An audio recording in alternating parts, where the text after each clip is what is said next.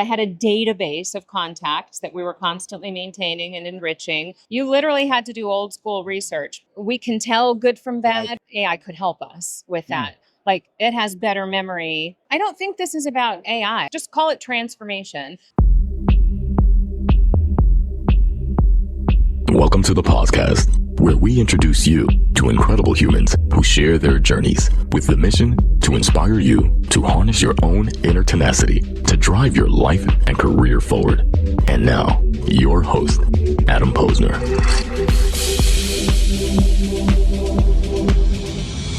We are back with the one and only Jess Von Bank. Jess, tell everyone who you are, what you do best. Oh, well, those are two different questions. Well, who I am, Jess Von Bank. Let me rephrase that because I've been asking this a lot. Professionally, who are you? Let's see. Professionally, I've been working in this industry my entire career. I don't mean tech. I don't mean AI. I don't even mean transformation. I mean people. I started as a talent practitioner way back in the day. I fell in love. Chiseling resumes and fax machines. Yeah. Like my very first LinkedIn connection. Here you go. You'll appreciate this. My very first, number one LinkedIn connection was my sourcer. That's your first connection. I was a recruiter. Everyone remembers their first, Jess. And she was my sourcer. Mine was my friend Bobby Israeli. You know your first connection. I actually remember that. We should do. I think this might be a fun little content play on LinkedIn. For everyone to go back and find their first connection. Absolutely. And see, are you still in touch with this person? Yeah. You still talk to them? So when I start this movement, I'll tag you because I like that. I think we can start a viral trend. We just started the next thing. Yes, I still know and follow Erica, and she's still working in the space as well. You might know her. I don't know. As a former recruiter, my sourcer was my number one LinkedIn connection. But that's how far back I go. LinkedIn was new as a sourcing tool. Wow. Back then. I think I joined in 2007. Okay. I think the early birds was late 5 and 06. Yeah. If I could do a timeline. Yeah. So let's just do a quick timeline check, and we're not going to date. I just threw you way off. We're not going to date. No, we're not going to date you here. But give us your evolution from a career perspective, from being a practitioner in this space to what you're doing now. So I was a full desk executive headhunter. I did hard to fill. Everybody loves talking about the purple squirrel. Really, truly purple squirrel. What industry? Med device and pharmaceutical research. So I found clinical research professionals who had very specialized expertise to run certain drug trials inside some of these companies. It was pretty specialized. Right. So imagine all the tools we have today. That would be a fun job. Imagine that. Imagine no of those. So what did you do back then? How'd you find them? You did a lot of research. On what? No, where'd you find them? And the reason I'm asking is because we're going to frame up right now in this conversation how far we've come with technology. Yeah. And how has it enabled recruiters, and what are some of those actually core recruiter skills that we've kind of lost along the way? Yeah. So we paid for access to a database. I don't remember what it was called back then, but I had a database of contacts that we were constantly maintaining and enriching. But on the company side, I literally had, yes, we had the internet when I started. You literally had to do old school research. Where do these people even exist? What kinds of companies do they work for? Yeah. And then it was dial for dollars. You were trying to find somebody at a desk with a phone who might take your call or return your voicemail. What was your recruiting pickup line?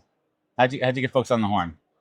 I usually described the opportunity. I've got an opportunity you probably haven't heard about, and I'd really love to see if this might be your next career move. Something similar to that. I was really passionate about understanding the person. I love the idea of matchmaking as a job. I'm like, what? Corporate matchmaking is a thing? And I got more obsessed with the candidate side. Well, what are you looking for? What does growth look like for you? What's your next big move? Because I searched for it both ways. When I had great candidates who were open-minded, I kind of wanted to place them. I kind of wanted to find that thing for them. And any good recruiters right now, we're fast forwarding a bit to all this technology. If you're a recruiter right now and you look around this conference, there's a million vendors here. As long as you're utilizing the technology to give you more of the human side for those relationships, that's the big unlock there. Right. But I want to double back to something you mentioned before. I was lucky enough when I got into the world of recruitment. I've only been in recruitment for 11 years. Prior to that, I worked in marketing and media for 15 years. Recruiting and marketing are the same thing. It's like I was selling new cards versus old cards. But I was lucky enough to learn under a great mentor, Tom Hull. I give you a shout out all the time. And he taught me the art and science of recruiting. Yeah. It taught me about understanding a candidate's motivation. You were kind of leading to that before. Yeah. We're like, Jess, help me understand why you're looking. Why are you not happy in your role, or are you happy? Are you not getting paid enough? Do you have, a financial commitment? Like I really love where I'm working, but I got to make some more money. I got bills to pay and other things. Because once you understand that, that's how you know. Because it's a sales process. Totally. And you got to understand the motivation. Now, when we talk about technology, we're gonna do the good, the bad, and the ugly. What are you seeing out there let's go ugly first, that you like, oh, this is bad for the business? I think the biggest mistake we're making right now, this AI land grab that we're in, and we are still in it. I think the biggest mistake we're making, AI will scale whatever you put it on top of. Whatever. That's what it's supposed to do. Yeah. And so the land grab is, well, then put it on top of everything. And we're not going slow to go fast. We're not actually interrogating the workflows before we automate the workflows. And we're also a little bit short-sighted in thinking that AI can do work. AI can do work, so let it do all the work. And then humans will get to do what's left over. AI can produce outcomes. And it's up to us to work with it well to better produce outcomes that were harder for us to get at before. So I think the mistakes we're making with AI is just lifting and shifting all of the ways that we used to work, all of the... We do that as we age anyway. We're lifting and shifting. Lifting and shifting. Sounds like my title of my memoir, Lifting and Shifting. So literally all we're doing right now, from my bird's eye view, I'm not saying all, but most of what I see us doing right now is perfecting the way we used to work with AI. We're Break that down a little bit. We're perfecting the way we used to work by just pouring AI on it and saying, look at how much faster and cheaper I can do. So is it like Miracle Grow? AI, we're just sprinkling Miracle Grow on top of the work? Instead of saying, whoa, I have a whole new way to think about this. Take recruiting and sourcing. I have a whole new way to think about this. How could I be a better solution designer now that I have better tools to get at that outcome in a completely different way? If you're just doing the same thing you did before faster, I promise you're leaving massive value on the table. If you're in recruiting, you already know that sourcing eats up way more of your day than it should. That's why I use Pin. Instead of writing Boolean searches and tweaking filters, you just describe what you're looking for and who you're looking for in plain English. I could type something like software engineer at Series A startup with 0 to 1 product experience, and Pin will surface a relevant shortlist right away. No guessing, no wasted time. It turns hours of sourcing into seconds. So book a demo today and see for yourself. Visit pin.com/demo. Tell them Adam sent you. So it's so fascinating. I've shared this before multiple points, but last year when I was going through my treatment, I found that my bandwidth was cut 40, 50%. Yeah. So I was forced to lean further into the technology. Yeah. And it forced me to innovate the way I operate as a recruiter and break old habits. And maybe I got lucky because the way my mind's wired, but I kind of unlocked for me that it now gave me more time for the conversations. So I had to find more ways to be efficient. Yeah. But what I also learned, and this is trial and error, but don't take everything that AI says is gospel. Right. Because it's only pulling from sources that you provided or tell it to pull from. Yeah. So how do you find the smarter way to do it? But I want to go back to something you were talking about before. This idea of work, this idea of changing the mindset. How do we teach this older generation, these older dogs, and I consider myself an older dog at this point, just so no one gets on my ass for this one, new tricks, and to be more open to experimenting with the new technology and trying things out? So I think those of us with some domain expertise and some skill and credibility that we've built in the same discipline over time have something that's really, really hard to achieve. And that's just institutional knowledge. We can tell good from bad. Okay. We have wisdom and judgment. We actually know how to discern that's a good outcome, that's a bad outcome.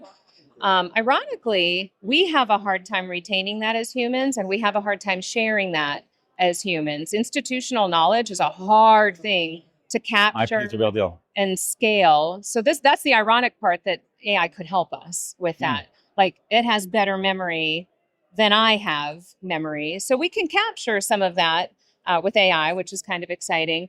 But I don't think this is about AI. I don't think any of this is about technology. What is it about? I've been talking about transformation for the last decade. Just call it transformation. And the fundamentals of transformation have nothing to do with technology. No, you could layer anything on top of it. No, I mean, literally. It's a concept of adoption and incorporation and acceptance and utilization. Absolutely. And transformation, by the way, means it doesn't look the same when you're done. By if definition. you're literally just automating the thing that you were doing before, you're not doing transformation. You're just automating. Process automation. Which is a win. I'm not saying Sure. it's not a win to lean out your organization and to make your workflows more intelligent and all of that. But transformation actually requires a true reimagination of how you could get to an outcome, perhaps way differently than you did before. That's a mindset. That's a different skill set. That's a way of thinking. It's literally a solution design. Okay. How much work are you doing right now cross generations? And going back to what you said before, do you feel the younger generations are leaning too much into technology and less on the relationship side? I actually or is it just we're the old folks in the room now, like we're the boomers or whatever you want to call us, and this is just the way this generation operates? I think so I have 3 teenagers, and nothing humbles you faster than 3 teenage girls. I can tell you that. I have a fresh teenager. And they humble me around tech too. They say, "Oh, Mom, it's so cute. You're like HR famous or something. People pay to hear what you think." That's great. I'm like, be quiet. They think we're hyping this too much. They think this is no big deal. It's also native to them. It's native to them. Just us, we had the technology that came in our generations. Yeah. And I also see, and I don't even know if this is a generational thing, I see something I call psychological reactance. That's just a fancy way of saying what I also experience with my teenagers, which is psychological reactance, which is you can't tell me what to do.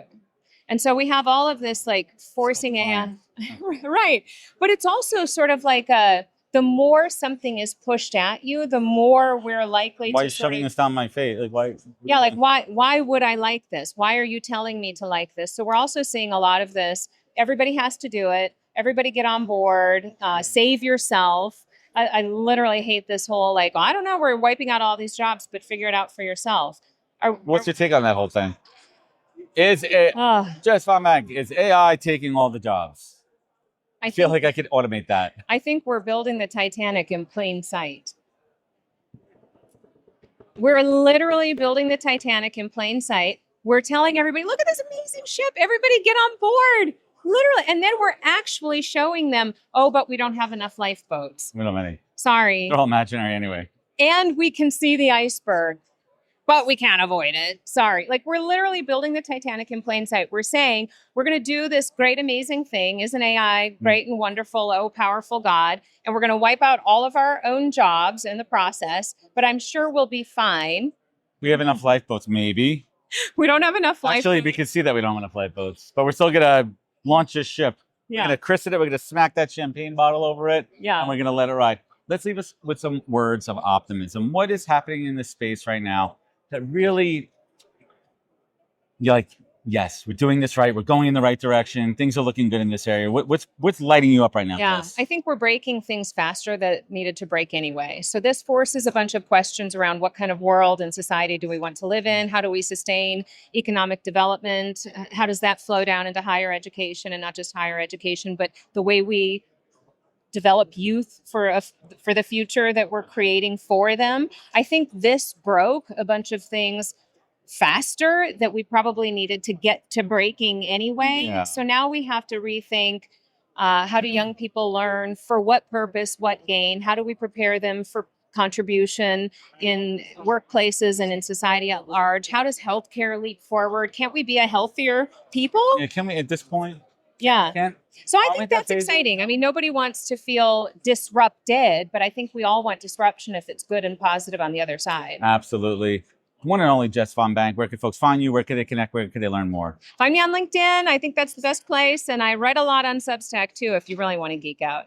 It's good stuff. Thank you so much for joining us. I love it. Appreciate it. Thank you. Wisdom is forever, but for us, it's time to go. Thank you for joining us. Luckily, we'll be back with our next episode soon, jam-packed with more incredible humans.